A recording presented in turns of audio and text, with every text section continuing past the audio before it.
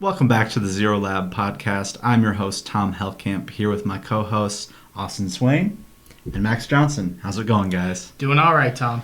Today we are going to be talking about a few of the cards revealed from the next Japanese set, Pokemon 151, as well as the metagame going into Portland Regionals this coming weekend. And then we will have our normal Stellar Wish segment, as well as our Pro Tips segment sponsored by Austin Swain. So, let's just kick it off talking a little bit about Portland Regionals. This is the first regionals since EUIC, so this will be in the Scarlet and Violet meta, and we've only really had one big tournament result for this meta so far. We've had a few online tournaments, but recently the biggest online tournament, the Late Night, has kind of put a pause on it due to some issues with PTCG Live. So we have some good data going into the tournament, but maybe not as much as we'd normally have. Yeah, I know in the past when we had more access to some of those online tournaments, we would feel like we had a really good idea and understanding of what we were going to probably see in an upcoming regional, and definitely have less data points. So I think there could be a little bit more volatility going into Portland than maybe we could have expected some of the times in the past. But also with EUIC still pretty fresh in our memories, I think we can also definitely take a few notes from that. Take a look at the results in many of those deck lists, and I would expect to see a lot of those decks as well. Yeah, definitely. Just getting into it, I know in the online tournaments that are going on right now, we're seeing a lot of Guardy, quite a lot of Guardy. It's pretty much the top deck in every online tournament so far. It's been seeing good results as well. We see a mix between just the normal Guardy by itself and Guardy with Mewtwo V Union. I think one of the interesting things we saw coming out of EUIC was that we saw in the seniors division, I believe, Guardy winning with Mewtwo V Union, while the Masters kind of veered away from the Mewtwo V Union. It'll be interesting to see what happens in Portland based on that. I think Guardy players are kind of divided into two camps, but I think definitely the Mewtwo V Union camp is the smaller one. I do think, though, that we saw Guardy at about 11% of day one at EUIC. I would expect, based on the popularity of the deck, based on seeing some of the top players continuing to pilot Guardy to local league challenges and league cups, I would expect that meta percentage for Guardy to go up going into Portland, maybe even approaching that 20% mark. Yeah, that will feel kind of wild, right? After seeing Lugia dominate for so long. Yeah. Is this already the next deck? That I don't think it'll quite dominate as hard as Lugia did, but definitely not in this format, probably. But Lugia, we are seeing kind of decline, specifically in the online tournaments. Now, those are sometimes difficult to judge. People want to play Guardy because it's the new deck. It's fun to play, and when the stakes are lower in an online tournament, you're not as worried about your results as you might be going into a regional. But we are seeing in tournaments where there's like 200 players, we'll see Guardy at like a 42 players out of 200 playing Guardy, and 10 or 12 out of those playing Lugia. Part of that is Guardy's the new fun deck. It's pretty cheap and easy to build. You get it for free on PTCG Live, so people are just able to pilot it right away. But it's also a very strong deck. It shouldn't be counted out. I think people would say that it has a tough matchup into Lost Box, but certainly not unwinnable, especially if you're a very skilled Guardy player. You have to play the matchup very well, but I think that it's not something like, in the past format, like Giratina versus Lugia. Giratina had like a 20-30% win rate into Lugia. That's not what Guardy's win rate is into Lost Box. It's definitely higher than that.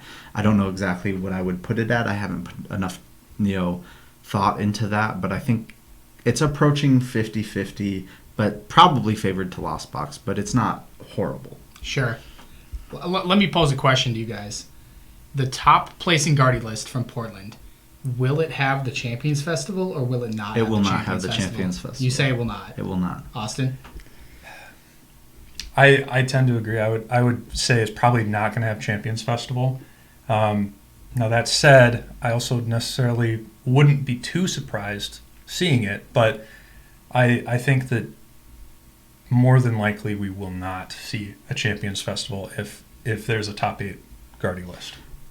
Yeah, so obviously there's the whole conversation around Champions Festival right now, but and for those of you who don't know, Champions Festival is an exclusive promo that is only given out to people who qualify and attend Worlds, and it's been given out the past several years as a promo that you receive for going to Worlds. And so it's a very exclusive card, and therefore it's a very expensive card, and gets even more expensive when it becomes a playable card. Often it is not a card we see played, but it is always technically in the standard format, or has been for the past several years. And what Champions Festival does is, if you have a full bench, or if you have 6 Pokemon in play, once during your turn you may heal 10 damage from each of your Pokemon. And the reason that people play that in Guardy, one, it can heal off some Lost Mind sprinkles from Sableye, but it can also heal off an odd number of damage from, let's say, your Shining Arcana Gardevoir, to then be able to attach one more energy with Gardevoir EX's ability to that Shining Arcana Gardevoir to then do 30 more damage on your turn. And so it can boost you into like that 330 damage output range rather than 270 or 300. And so arguably it's a good card for that reason. But my personal opinion is, when you're still playing the Zacian V and the Sky Sealing Stone, if you need to hit 280, 300, 330, you're probably knocking out a VMAX or a V-Star, and you'd rather be using the Zacian V to do that and using the Sky Seal Stone to take an extra prize. Where the Champions Festival might come into Guardy is next format with the Drifloon, where it enables you to get that Drifloon up to, I think, 330 damage. And obviously the Drifloon wouldn't be able to use Sky Seal Stone, and you will start to see more EXs with that more than 300 HP that you want to be able to knock out with a one-prizer. All that to say, I don't know if Champions Festival is the way right now for Guardy, but I think it certainly will be next format. Definitely, that makes a lot of sense. I still think, yeah, in my testing with Guardy, I have definitely really enjoyed the Collapse Stadium. I think it's a really good option, especially into Lost Box, being able to utilize the bench discard, or some people like to play the penny, as we saw in Tord's list, and you get some of the same utility, with Collapse. So I think that's probably going to be a more preferred stadium for right now. Yeah.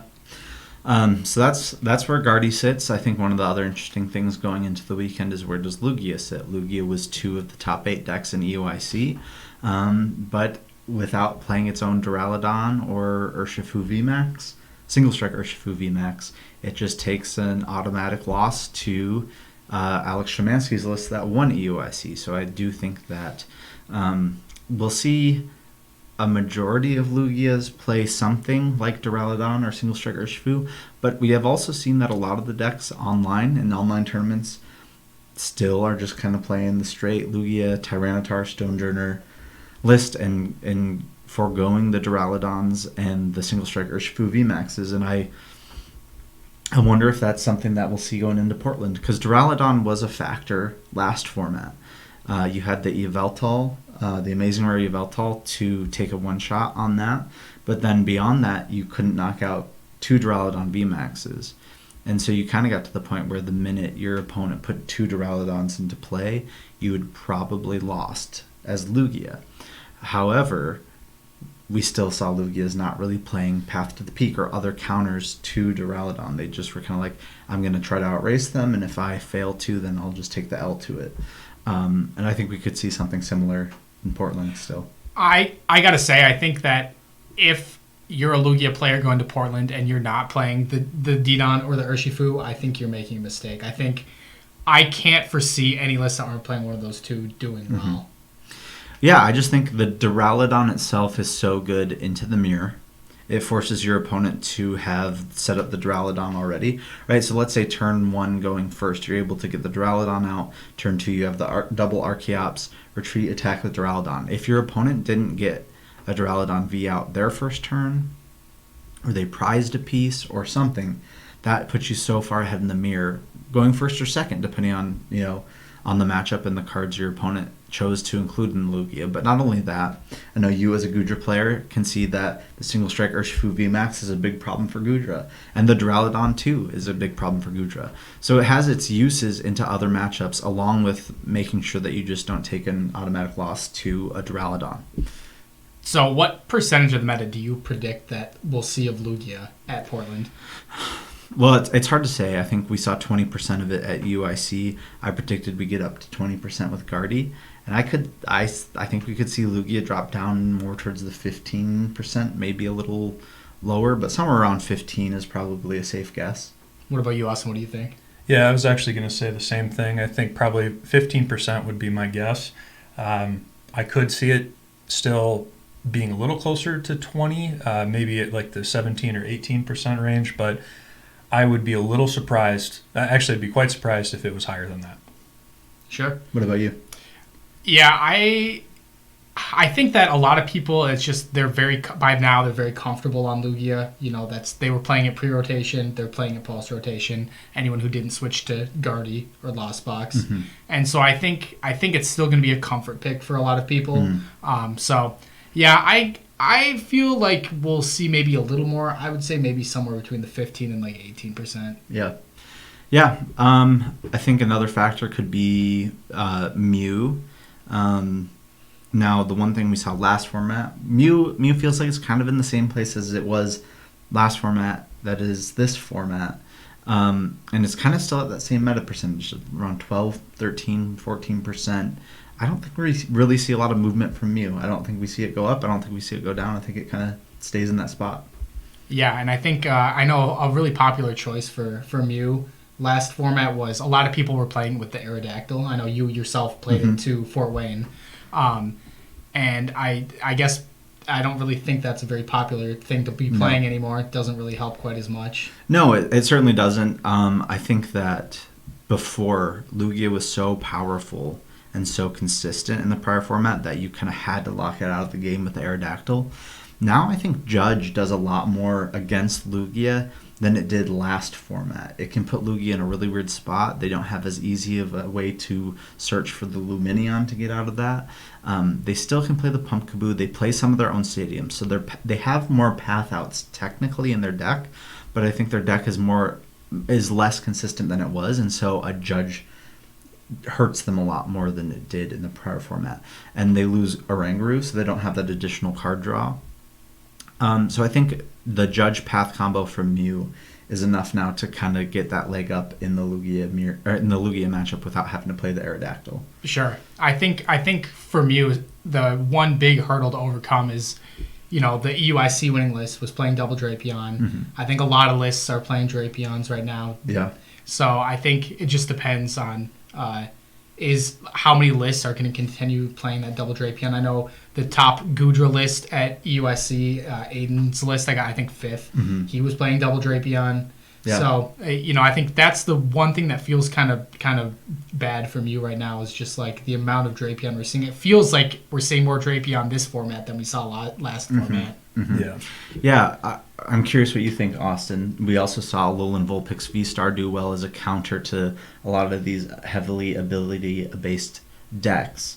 Do we see more Alolan Vulpix V-Star, and does that factor into people's decision to play Mew? Because between Drapion and Alolan Vulpix V-Star's attack, that's a lot of Mew counters right there. Yeah. And we even saw in the past, I believe, early on in the Silver Tempest format, we saw Frank Persick, I believe, in Toronto pilot like a Lost Box Alolan Vulpix V-Star deck. So that's kind of a card at the top of a lot of people's mind right now. And I wonder if we see more play in other decks besides Arceus. I think we definitely do. Even just its attack costs are very low maintenance, all things considered. A single water energy, 2 colorless energy, and of course its V-Star attack for 0 energy. Very easy to power up. Many different decks. There's a lot of decks that are already playing water energy because of Radiant Greninja or because of other attack costs.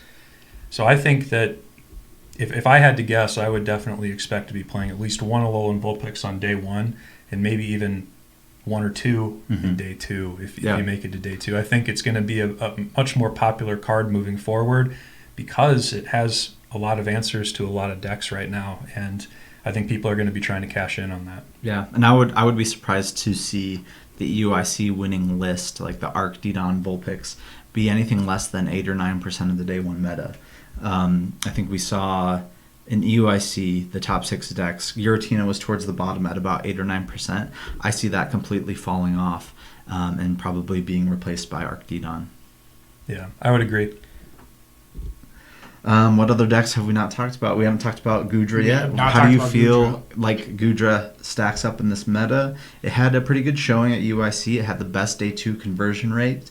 I know one of the things that's felt kind of bad for you about Goodra in the current format is losing Scoop Up Net. You can't like pick up those Comfies and Greninjas and get them out of the way.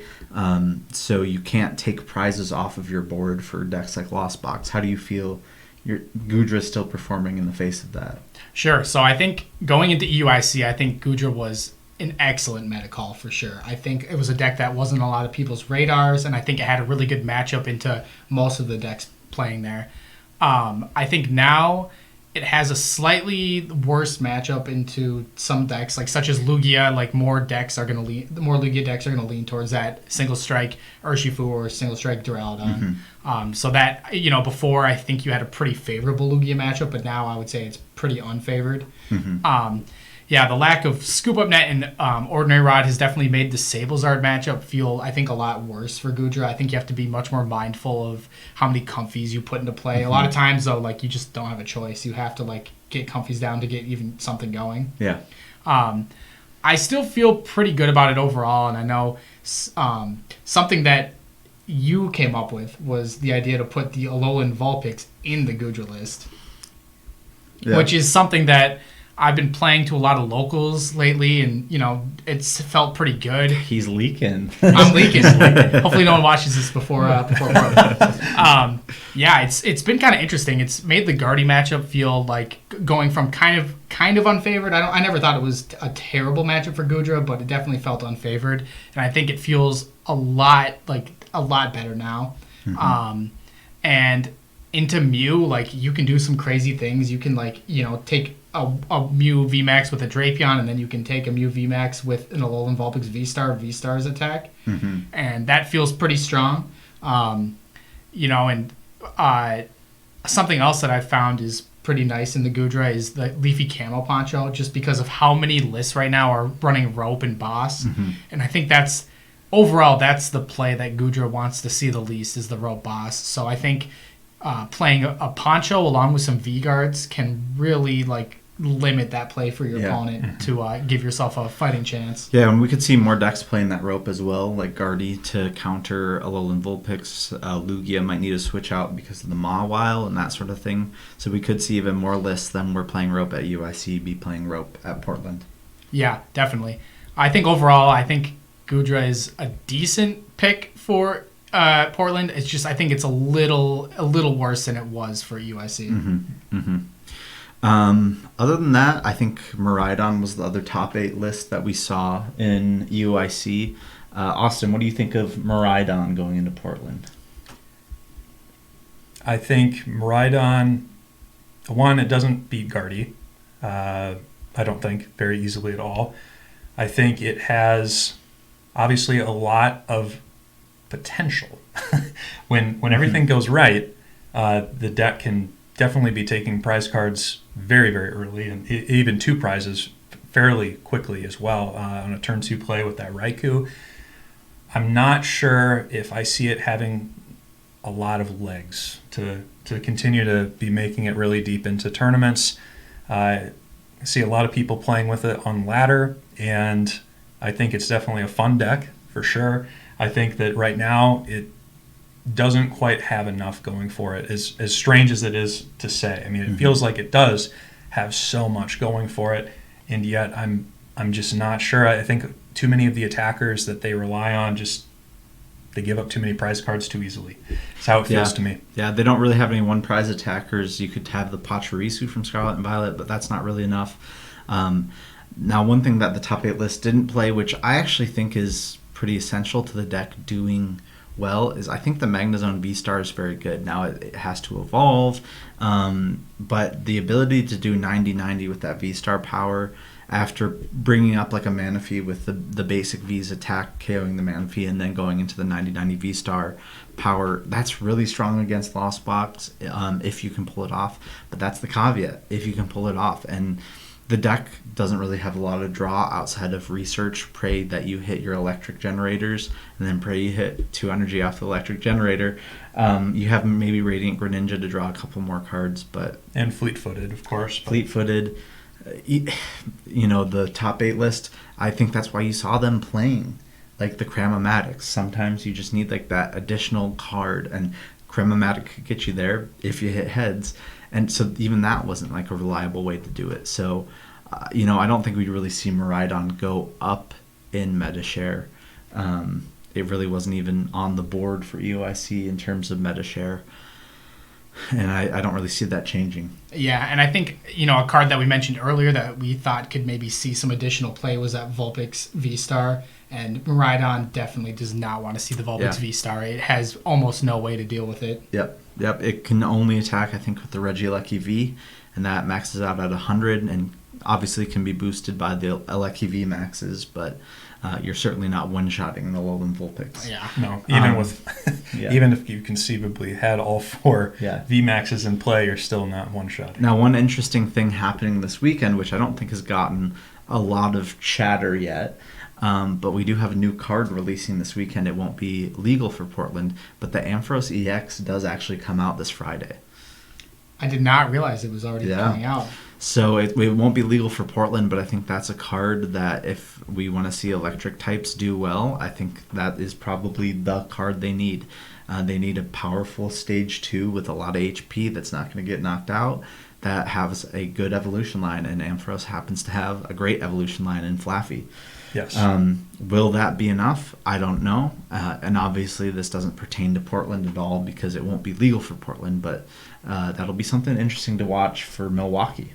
This is I've been saying this for a couple of weeks to these guys. If we do see some electric type success, I think it is going to be with the Flaffy, more leaning into that rather than leaning into the more turbo builds of the electric generator. The Flaffy just carries you a lot easier into the mid and end game, and yeah, with Ampharos being able to be released, that puts up some HP numbers, and when you get it knocked out, it's still only 2 prizes. Yeah. Yeah. The Lucario EX also comes out this weekend, but it's trash, so we're not going to talk about it. All right. So I think that kind of gives us an idea of where we're at for Portland, but let's just kind of go through and say kind of our top 2 picks for if we were going to Portland, which Max and I are, but Austin isn't. But top 2 picks for Portland. We'll start with Max. Sure. I will myself. I'll be playing the Goodra deck for sure. Leaks. But Nobody's surprised. Nobody's surprised there. No one's shocked. I think for myself, if I wasn't playing the Goodra, I think that I would probably be on Sablezard personally. Yeah. Austin, how about you? Yeah, I think I agree with Max. We've talked about this a few times. I think that Sablezard is still very, very popular and powerful. Let me rephrase that. I think it's very powerful. I don't think it's quite as popular maybe as it should be. Joe from Omnipoke's happy to hear you say that. Yes. Yeah. I would agree with him with that. I think it's a very powerful deck. It is lightning quick. It does not need a lot to be able to start swinging really early. It has, I think, a better early game. Of all the Lost Box decks, I think that is the one that has the highest cram turn 1 going second rate. Right, and that's what I was going to say. Is it has, I think, the highest immediate burst potential to be able to get that damage out on the board, and I think that that's really strong right now. And also being able to really lean into that Sableye makes things really difficult for Gardevoir oftentimes. So that would be definitely a deck I would pick, and I also am going to go with Gardevoir again. I think that the deck is just very strong. I think more innovation is going to continue to happen. I would expect that probably the top 8 lists, if we do see a Gardevoir, is not going to be an exact 60 of what we saw toward playing. That is going to be also another prediction I have. I think there's going to be a little bit of evolution with that. So those are my two top choices. Yeah, so my top choice going into Portland is probably Lost Box of some kind. Kind of leaning between the Kyogre and the Sablezard. That is probably my top choice. I'll probably be playing one of those two decks to Portland myself. But I'll have to agree with Austin on this. My number 2 choice would be Guardy. Not only is it a super fun deck to play, I think it's super powerful and it has plays into the decks that it technically is unfavored against, which is always good to have in a deck. So yeah, Lost Box or Guardy from me. All right. None of us said Lugia. That's good. I'll be sad if Lugia wins. Lugia's not going to win. Well, I don't want to jinx it, but Yeah. I think we'll see at least one Lugia in top 8. That'd be my guess. Yeah, For sure. What would be your surprise top 8 prediction? I would be very surprised to see Miraidon in top 8 Yeah. again. How about you, Max? I think probably the Rapid Strike box. Okay.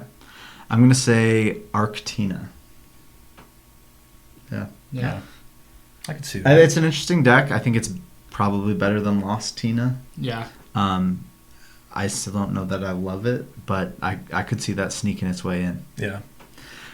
All right, so that's about all we have from Portland. We want to talk a little bit about the recent reveals from the Pokemon 151 set in Japan.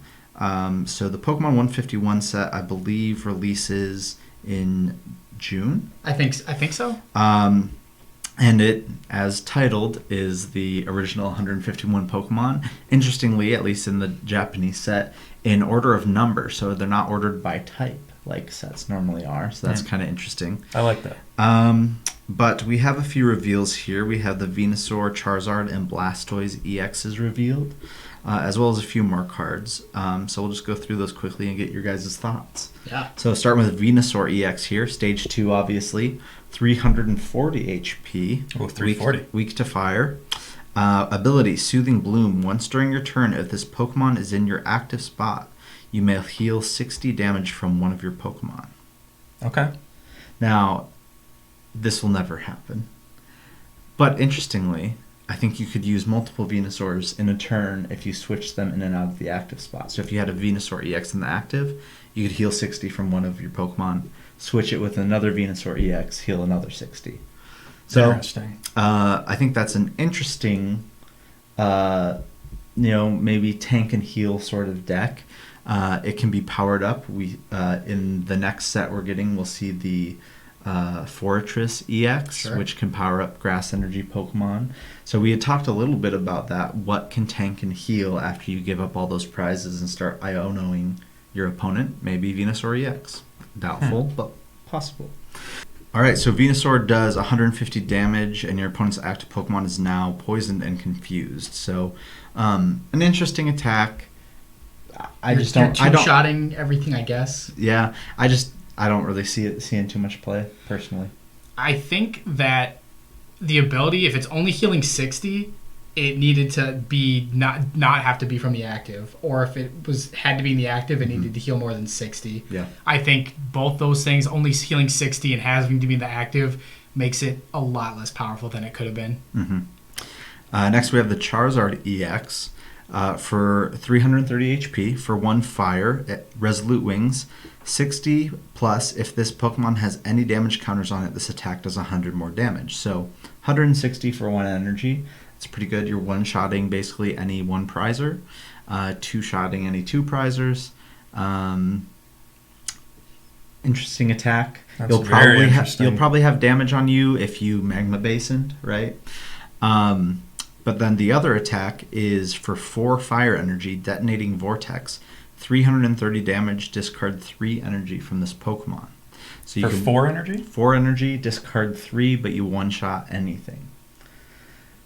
Now, this card is almost good, but I'll tell you why it's not. Why is it not? This card is not good because it has to discard 3 energy. If it could discard 2 energy, it would be good because there's the Pokemon Go Charizard that doubles all your fire energy attached. And so when you're playing the Charizard Evolution line and Rare Candies, you could play both of the Charizards. And then you could only have to attach 2 energy and discard 1 to get 330 damage. But you can't. And then we have our best friend coming out in the next set, Qian Pao. So water's going to be good. Yeah. And you don't quite get there with the damage to energy ratio you might need to make Charizard good. Yeah, I think, when this was first revealed, I saw a lot of Discord on Twitter about which of these three EXs is the best, and I think it was between this one and Blastoise, and I think that Blastoise is significantly better than the Charizard. Venusaur always gets shafted. Venusaur always gets shafted. I think I'm lower on the Charizard than I think some other people I saw were personally. I don't think it'll be very good. I just think that it's already stage 2 deck and you're weak to one of the better decks coming out soon. I just don't. In a world where water is going to be good, I don't think Charizard can survive. Yeah. It would have to be crazy good to survive in a meta where it's going to be weak to something. You're probably right. It's not going to stop me from trying.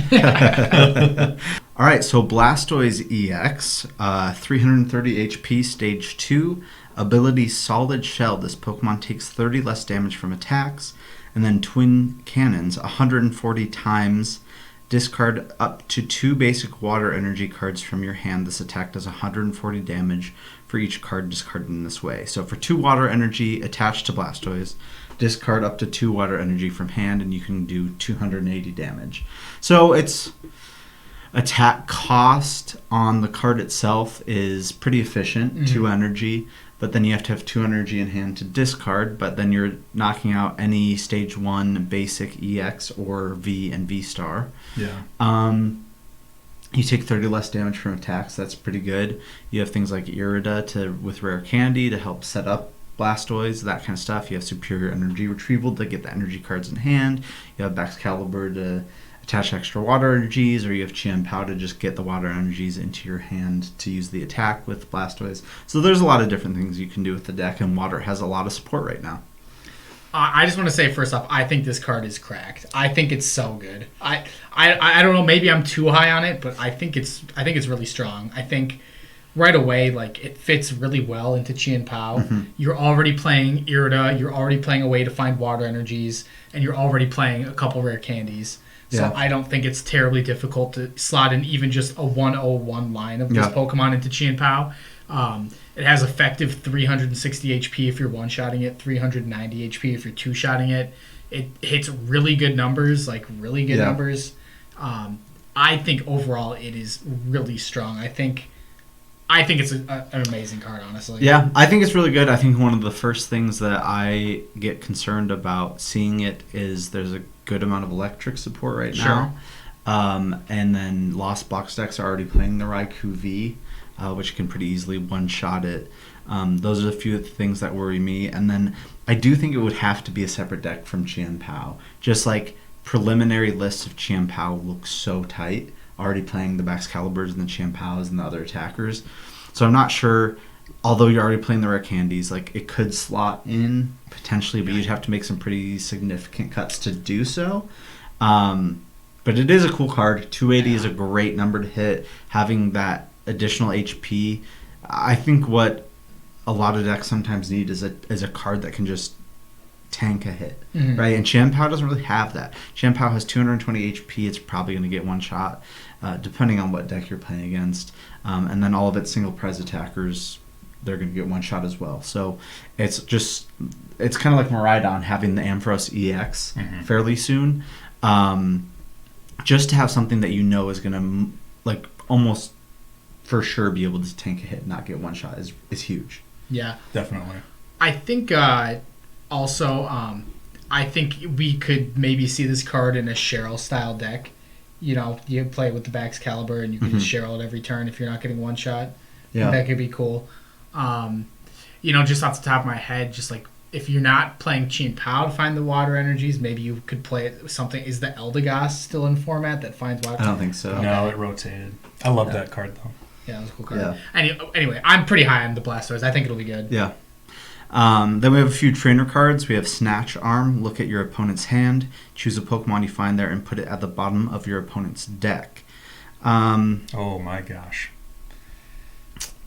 I mean, it's annoying, but like it's not. Maybe my brain just isn't comprehending. Tell me why it's good. Is it good? Yeah, it's good. I mean, it's not going to be played It's like in a every control deck. card, obviously. It's a very strong control card. It like sometimes the difference between a good and bad hand is how many basics you're starting in your opening hand, and when you're automatically just going down in card advantage and you're losing cards from your hand, if you're going first, if you're Yeah. a first turn player and you can play these cards before, Yeah. that's really rough. That's honestly pretty rough, and especially, these days now with this card introduced in the format, we may be living in a world where, even when you're going second, you have to put down more than one basic. Yeah. Potentially, I don't know. Yeah, that's fair. I think it's a good card. I think the first thing that I thought of was it'd be kind of funny in Mew. You judge Path Snatch on them So they're down to 3 cards in down hand? to 3 cards in hand. Yeah. They have a Pokemon. Yeah. If they had the Drapion in hand, now they don't. Yeah. It's interesting. It's an interesting card. I think obviously a control card. Now, where I would have said it's busted if it was take that Pokemon and put it onto their bench. Oh yeah, I mean that would have been. That would have been busted. I remember, we just saw Sander in his control deck at UIC play the Manaphy that for a 1 water attack did that effect. And we used to have the Mawile GX that its ability was when you put it into play, you could bench something from your opponent's hand. So, yeah, that's a very strong effect. Probably too strong for an item card. But, Yeah. Then we have another tool card here, Leftovers. If the Pokemon this card is attached to is your active Pokemon, at the end of your turn, heal 20 damage from that Pokemon. So kind of a tank and heal thing could go well into Goodra, perhaps? Yeah, I did make a tweet about it as soon as it was revealed. I just tweeted it with Goodra, with the new Oricorio, with the V-Guard Energy, with Picnic Basket. That one's troll. Yeah. But, yeah, I mean, I think that could be an interesting way to play Goodra going forward is just like a Crystal Cave. Yep. So, if between that Crystal Cave and the Oricorio, you could be healing, what is that, like 30, 20, 70 damage off your Goodra turn. That's true. not insignificant. That's pretty good. Yeah. So, yeah, could see some play. I think if it was between turns, it would have been really good. And I'd been like, oh my god, this card is definitely going in Goodra. But only after the end of your turn, it's okay. Yeah. Yeah, I think it's an interesting card. I am just happy to see more interesting tool cards coming into the format because we don't have too many, I feel like, right now that are interesting. And honestly, that could be an include eventually in some Gardevoir lists, I think, too. Yeah. Just having that passive healing that you don't even need to think about is the an Venusaur interesting EX thing. as well probably benefits from it. Not that the Venusaur EX is probably that good. Sure. But healing 60 and then the leftovers and then whatever else could be kind of interesting. Yeah, absolutely. Then we have a supporter here, Erica's Invitation. Your opponent reveals their hand. Choose a basic Pokemon you find. Okay, well. Oh. There's the effect we were talking about. Choose a basic Pokemon you find there and put it on their bench. Then switch in that Pokemon to the active spot. So even crazier. Oh, no. So... Oh, no. Yeah, that's obviously a very good control card. I think it's probably good in Mew. If you think they're holding the Drapion, you just Erica, bring up the Drapion, knock it out. There's a lot of uses for this sort of effect. It's pretty crazy. Yeah. Not that this card would ever see play, but when I think about that, I think about that lure module card that came out in Pokemon Go, where each player reveals the top 3 cards of their deck and put any Pokemon into their hand. Yeah. Could be a nice way to guarantee the Erica's Invitation. Yeah. Then we have a few other cards that were revealed a couple days later, but they were fossil Pokemon. So the first one is the Old Dome Fossil, which is a trainer card, but you can play it down on your bench as a 60 HP basic Pokemon, and it has an ability that this Pokemon takes 30 less damage from attacks. That evolves up into the Kabuto, and then Kabutops, which has an ability, Ancient Logic, apply weakness for your opponent's active Pokemon as ×4 instead. Okay. Interesting effect. Probably not going to see play if I had to guess. Yeah, I'd say. I mean, we had super effective glasses, which is just a way more convenient way to multiply weakness, and that's almost zero play basically. Well, okay. Here's an idea though. You could play it in like a Zorobox type deck because you can go into the Kabuto and then instead of having to have super effective glasses attached, 4 times is way better than 3 times. That's true. So it could be kind of interesting. You know, and we do have that new energy coming out. So it actually, I was something I was working on this week was putting together a list of all the Zorobox attackers that could be used with the new energy. Yeah. And yeah, there's some strong things, and with 4 times weakness, it would open up that door even more. Yeah. Sure. And then there's the Omastar, which has an ability Primal Tentacles. As long as this Pokemon is in the active spot, your opponent's active Pokemon can't retreat. We already have the block Snorlax. So I guess I'm not sure this is any better for any reason, being a stage 2. So yeah, Block Snorlax can use the new Charm of Courage. You can penny it. So yeah, I think no reason to see the Omastar in any decks really. Yeah, it's an interesting card. What's its attack do? Now the interesting thing. Okay. Oh wait, no, it does have to be in the active spot. So yeah, it's literally the block Snorlax. Yeah, never mind. Its attack does water 90 damage. This attack also does 30 damage to 2 of your opponent's bench Pokemon. Okay, so a little bit of synergy there, but yeah, I don't know. Yeah, interesting card. Not sure. Fossil Pokemon have had a tough time historically in the Pokemon trading card game. So that's true. That's true. So going on from here, we will be going into our Stellar Wish segment.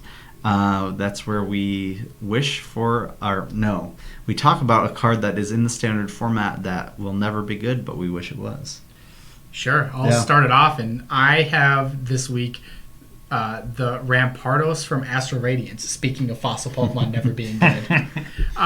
So it's got I think 160 HP.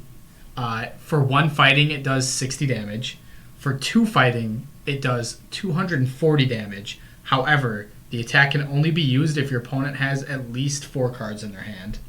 So back in the day, when Marnie was around, it would have been like you Marnie them, ensure they have 4 cards in hand. Not today, you judge them, make sure they have 4 cards in their hand, that sort of thing. Yeah, I tried so hard to make this card work. I played it with like the Gutsy Pickaxe and Oranguru. I tried it with the Omastar V. It's just fossil Pokemon are so underwhelming. Yeah. And 240 like sounds like a really sick number, but like the problem is like it's so hard to hit 280, which is what you really want to hit. Like Choice Spell only gets you to 270, so then you have to figure something else out.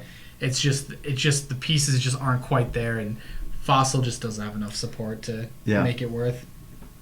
How about you, Austin? Oh man, I think my pick for this week is going to be the Heatmore. That I think it has if it has. Is it like the Pikarom attack? Yeah. Yeah. Yeah, if it has like 8 fire energy on it or something like that. Here, I'll look it up for you. Yeah. I know what you're talking about. It does like a 120, 120 snipe? Or is it more than that? It's 120 and a 180 snipe. Wow. I have never heard of this card. You've never heard of this card? Yeah. It's from Fusion Strike. Is it this one? I think so. Yes. Exciting Flame. For 2 fire and a colorless, it does 90 to the active, and if this Pokemon has at least 3 extra energy attached to it, this attack also does 180 damage to one of your opponent's bench Pokemon. So for 6 energy, you can do a 90, then 180 snipe. Yeah, which is kind of absurd. Yeah, it is absurd. It's just like, for 6 energy, you'd want it to be doing a 180 snipe, you know? Yeah. But it is, I mean, I don't know. Yeah. It's a basic Pokemon. Yeah. Like, I think all things considered, the fact that it can even there's a conceivable world where if you're playing that stage 2 Charizard that doubles the fire energy, you can Magma Basin, attach, and Raihan for that. Yeah. Is pretty interesting, but I don't think it's ever going to be good. All right.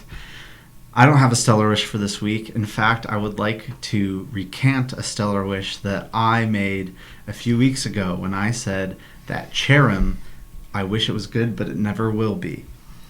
It still won't be, but it might be playable because they've just revealed a Toedscruel EX, which is a Grass-type Stage 1 EX Pokemon. Has 270 HP, and its ability, Protective Charm, prevent all effects of attacks from your opponent's Pokemon done to all of your Pokemon that have energy attached. So now you have a Grass-type EX that can be powered up as its base form before you evolve it with Cherrim, and can protect your Cherims from Lost Mines from Sableye.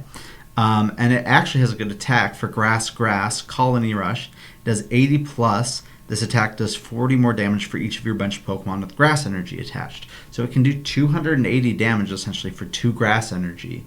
And then the Cherrim can spread that grass energy around to your bench to prevent the effects of Lost Mine and to boost your damage output.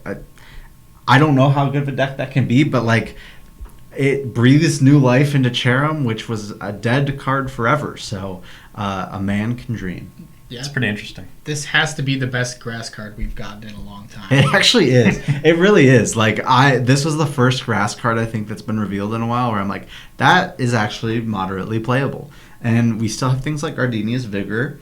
So if you didn't want to play it as a Cherrim deck, which I don't know why you wouldn't, but you can still power up attackers with the Gardenia. Yeah, and being able to attach an energy to the Manaphy to protect it, that is pretty strong. That's Yeah. pretty cool. Yeah. Yeah. So Very interesting. with that, I think we are through all of our topics for today. So wish Max and I luck in Portland this weekend. Yes. Good luck, guys. Yeah, thank you. Thank you. And going on from Portland this weekend, hopefully we'll have a few new sets revealed, or at least a few more new cards revealed from the upcoming sets in Japan. And then moving on through this month, we'll eventually, in a couple weeks, be getting to Milwaukee regionals. And then beyond that, NAIC. So exciting things to come in the next few months. We also have local cups and challenges to look forward to and all of that good stuff. So stay tuned. Feel free to come up and say hi to us if you see us at one of the regionals. And we'll talk to you guys next week. Yeah, See ya. next week. See ya.